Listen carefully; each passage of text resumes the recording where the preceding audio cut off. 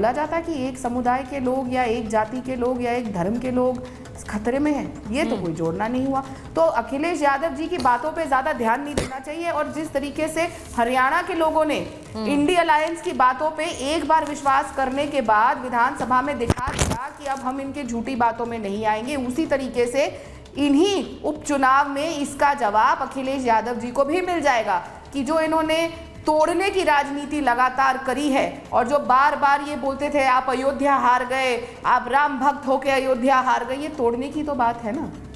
और ये किस तरीके से सिर्फ और इनके खुद के साथी तेजस्वी यादव रिश्तेदार नहीं है अखिलेश जी के, वो तो सिर्फ एक जाति एक समुदाय की बात करते हैं, एक धर्म की बात करते हैं कि हम सिर्फ मुसलमान के साथ खड़े। कभी इतना आक्रोश उन्होंने हिंदुओं के लिए दिखाया है? कभी उन्होंने ये बोला है कि हम सभी धर्मों के साथ इकट्ठा खड़े, कोई धर्म किसी धर्म के ऊपर हाथ डालकर तो देखे।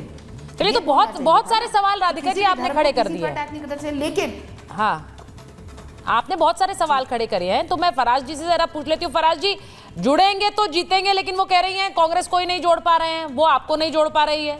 वो कह रहे हैं जुड़ेंगे तो जीतेंगे, लेकिन आप आक्रोश सिर्फ सिलेक्टिव दिखाते हैं, मुसलमानों के लिए तेजस्वी यादव बोलते हैं, आप यादवों के लिए बोलते हैं। तो जुड़ेंगे तो जीतेंगे तो बड़ा नारा तो बड़ा अच्छा लगता है सुनने में, लेकिन वो सकारात्मक सिर्फ नारा ही है।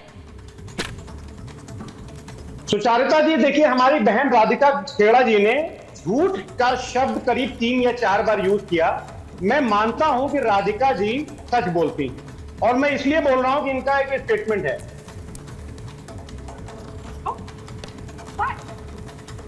अच्छा, किसी और चैनल की क्लिप मत दिखाइए यहाँ पर, हम नहीं चाहते हैं। वो कहाँ वहां पर क्या बोला जा रहा है, क्या शो हो रहा है, हम उसको एंडोर्स भी नहीं कर सकते जी। बयान बता दीजिए, आप बताना चाह रहे हैं अगर राधिका जी का कोई। हाँ, मैं बता रहा हूं, मैं राधिका जी को बिल्कुल सच्चा मानता हूं। हाँ। क्योंकि राधिका जी ने कहा था कि प्रधानमंत्री जी दिन रात झूठ बोलते हैं और इनके प्रवक्ता दिन रात झूठ बोलते हैं, तो ये सच्ची हैं, मैं ये मानता हूं राधिका जी को। दूसरी बात, गोस्वामी तुलसीदास जी ने झूठ पर ही कुछ बोला है कि झूठे ही लेना, झूठे ही देना, झूठे ही भोजन, झूठ चबेना, बोले ही मधुर बचन भी मोरा, खाई माही हृदय कठोरा। यानी कि भारतीय जनता पार्टी, उनके प्रवक्ता, और जैसा कि राधिका जी ने कहा था, मैं नहीं बोल रहा हूं कि प्रधानमंत्री जी सुबह से लेकर के रात तक झूठ ही बोला करते हैं, इनके प्रवक्ता झूठ बोला करते हैं। अब रही बात जो अभी राधिका जी ने कही कि जोड़ने की भावना और संविधान की, अरे मोहतरमा ये बताइए कि मोहन भागवत जी ने 2015 में क्या कहा था कि आरक्षण की समीक्षा होनी चाहिए, और दूसरी तरफ उन्होंने कहा था कि इस देश के SC, ST और OBC के साथ 2000 साल तक पशुओं जैसा व्यवहार किया। तो मैं ये पूछना चाहता हूं कि अगर 2000 साल तक इस देश के दलितों और OBC के साथ पशुओं जैसा व्यवहार हुआ, तो वो व्यवहार किसने किया? और दूसरी बात सुचारिता जी, ये तोड़ना था कि जोड़ना था? अगर ये जोड़ने की बात करती हैं तो बाबा साहब डॉक्टर भीमराव अम्बेडकर ने महासत्याग्रह क्यों किया था? अगर ये जोड़ना चाहते हैं तो बाबा साहब डॉक्टर भीमराव अम्बेडकर ने कालराम टेम्पल का मूवमेंट क्यों किया था? अगर ये जोड़ना चाहती हैं तो सरदार पटेल ने गोलवलकर साहब को चिट्ठी लिखकर ये क्यों पूछा था कि आपने देश का माहौल इतना खराब बना दिया? अच्छा फराज जी, मैं ये एक चीज पूछना चाह रही हूँ भाई, अगर सवाल ही आप भी करेंगे और राधिका जी भी सवाल ही करें तो जवाब कौन देगा? सवाल करना तो मेरा काम है, मुझे तो कुछ जवाब चाहिए सवालों के। तो जो सवाल उन्होंने उठाए या मैंने उठाया, उनके जवाब भी दे दीजिए, वो जवाब राधिका जी भी दे दे, जवाब भी तो खोजेंगे हम डिबेट के जरिए।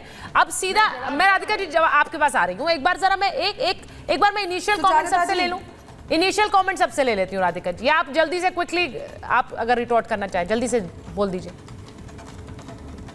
जी प्लीज। देखिए, समाजवादी पार्टी के प्रवक्ता यहाँ पे बार बार बोल रहे हैं कि हम जोड़ने की बात कर रहे हैं और मैं तोड़ने की बात करती हूँ। अगर आप जोड़ने में इतने सहमत थे तो कार सेवकों पे गोली नहीं चलाते। अगर जोड़ना आपकी नियत और नीति में होता तो आप राम मंदिर भी जाते और साथ साथ मजहर पे भी जाते। कोई मना नहीं कर रहा, आप दरगाह पे जाइए, अयोध्या के जो सांसद है वो दरगाह पे जाए, किसी को तकलीफ नहीं है। पर अगर जोड़ने की बात होती तो वो साथ साथ राम मंदिर पे भी जाते, अखिलेश यादव भी जाते। जोड़ना उसे कहते हैं तोड़ना उसे कहते हैं, जो आप लोग करते हैं कि सिर्फ मस्जिद जाएंगे या सिर्फ दरगाह पे जाएंगे और मंदिर में नहीं जाएंगे, सिर्फ कार सेवकों पे गोली चलाएंगे। और दूसरी बात, यहाँ पे ये मेरे बयान गिरा रहे थे ना सुचेत्रा जी, तो इनको याद दिला लूं मुलायम सिंह यादव जी का बयान कि कांग्रेस पार्टी हमारे ऊपर ईडी सीबीआई भेजती है। उसके बाद अखिलेश यादव ने भी ये कहा, अखिलेश यादव ने ये कहा कि कांग्रेस तो छोटी मोटी पार्टी है। तो क्या ये बात ठीक है? और फिर अब आप ताल से ताल मिला रहे हैं, साथ साथ रोटियां पका रहे हैं। तो अपने नेताओं के भाषण और बयान को याद रखिए, फिर मेरे बयान पढ़िए। आप तोड़ने की बात करेंगे। अच्छा देखिए ये बड़ी एक स्ट्रैटेजी है। देखिए मैं ये मानती हूँ, अब अगर राजनीति में पार्टियां बदली जाती हैं तो बयान लेकर बहुत से नेता आते हैं। आपने फराज जी बात कही, इसमें कोई नई बात नहीं है। बहुत सारे नेता दूसरे नेताओं के पहले के बयान सुनाते हैं। अब मौजूदा स्थिति की हमें बात करनी चाहिए, व्यक्तिगत खंगाल कर क्या करेंगे अभी। अब मेरा सवाल सीधे विनोद जी के पास है। विनोद जी तो बहुत स्पष्टता से बोलते हैं, कई बार मुझे उनकी स्पष्टता से डर लग जाता है। तो विनोद जी जरा बता दीजिए कि कौन है राम भक्त, कौन रावण है, क्योंकि ये क्या और क्या इसकी गूंज चुनावों में रहेगी जो योगी आदित्यनाथ ने कही है। देखिए सुचरिता जी, आपके पैनल में बैठे हुए सभी सुधी दर्शकों को सबसे पहले तो भगवान श्री राम के मंदिर के बाद की पहली दीपावली के लिए हार्दिक शुभकामनाएं। और मैं आशा करूंगा कि मेरे बात शुरू होने से पहले इन सबसे बुलवाएं जय श्री राम जी। आपको पता लग जाएगा कौन राम भक्त है, कौन राष्ट्र भक्त है। अच्छा, उन्होंने यही कहा है कि जो राम भक्त है वही राष्ट्र भक्त है। तो जो राम भक्त है उसके लिए जरूरी नहीं है कि उसकी वो हिंदू धर्म का पालन करता हो, लेकिन वो राम भक्त है क्योंकि वो राम की संस्कृति में विश्वास रखता है। आप भी मानते हैं? बिल्कुल बिल्कुल, मैं भी ये कह रहा हूँ। देखिए मैं सुचरिता जी विनम्र निवेदन के साथ कह रहा हूँ, आप अपने सारे पैनलिस्ट से पूछवा लो कि कौन जय श्री राम बोलता है। जो नहीं बोलता, जो राम के आदर्श को नहीं मानता, राम जी की मर्यादा को नहीं मानता, राम जी के मंदिर को नहीं मानता, राम जी की जन्मभूमि को नहीं मानता, राम जी के जो राम राज्य को नहीं मानता, वो सारे के सारे कौन है भाई? आप मुझे बताइए, क्या वो राम भक्त नहीं है तो वो क्या राष्ट्रभक्त हो सकते हैं क्या? जो अपने पूर्वजों का नहीं हुआ वो भारत माता का क्या होगा? आप मुझे बताइए, भाईचारे की बात करते हैं लोग, और वो भाई के लिए जो मूल बिंदु है माँ का, उस माँ को नदारत कर देते हैं। न माँ भारती की जय बोलेंगे, न जय श्री राम को बोलेंगे, न भाई की जय बोलेंगे, न माँ की जय बोलेंगे। तो मेरा भाईचारा कैसा भाई? मैं तो उसको भाई नहीं मानता। मैं ये बात सीधे सीधे कहता हूँ। देखिए, ये जो बटोगे कटोगे बात कहो या जुड़ेंगे तो जीतेंगे, अल्टीमेटली बात तो एक ही है ना जी। मुझे लगता है कि दोनों में कोई अंतर नहीं है। आखिरकार अखिलेश जी ने ये नारा दे करके एक बात को स्पष्ट कर दिया कि हाँ, कहीं ना कहीं बटाव वो खटाव तो हो रहा था, कोई काट तो रहा था, इसीलिए उन्होंने कहा कि जुड़ेंगे तो जीतेंगे, यानी जुड़ जाओ।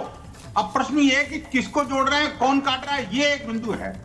तो मुझे पता है कि पूरा देश और आपको सुधी दर्शक अच्छी तरह जानते हैं कि यही समाजवादी पार्टी है जिसका नाम बाद में नवाजवादी पार्टी की पड़ा। वो इसलिए चूंकि इन्होंने निहत्थे राम भक्तों को मरवाया, इन्होंने जो अपने शासन के अंदर एक जिहादी मानसिकता। क्या कहा आपने? समाजवादी पार्टी का नाम नमाजवादी पार्टी हो गया? बिल्कुल, निश्चित रूप से नमाजवादी पार्टी में कहता हूँ, अब तो वो उसका जिहादवादी पार्टी हो गई है। धीरे धीरे करके जो है ना, जिसका जो चाल चरित्र चेहरा है ना जी, उनके अंदर जो चुनावी कंपोजिशन है उसको देख लीजिए आप। आज देखिए 9 सीटों पर चुनाव है और 9 में से कितने वहां पर जो नमाजवादी लोग रखे हैं उन्होंने, जरा पूछिए, जरा आंकड़े देख लीजिए। नहीं, फिर ये वाला हमला तो देखिए, ये वाला हमला तो फिर बीजेपी पर भी होता है कि भाई कितने सीटों पर आपने मुस्लिम उम्मीदवार उतार दिए। देखिए वो वाला हमला तो वहां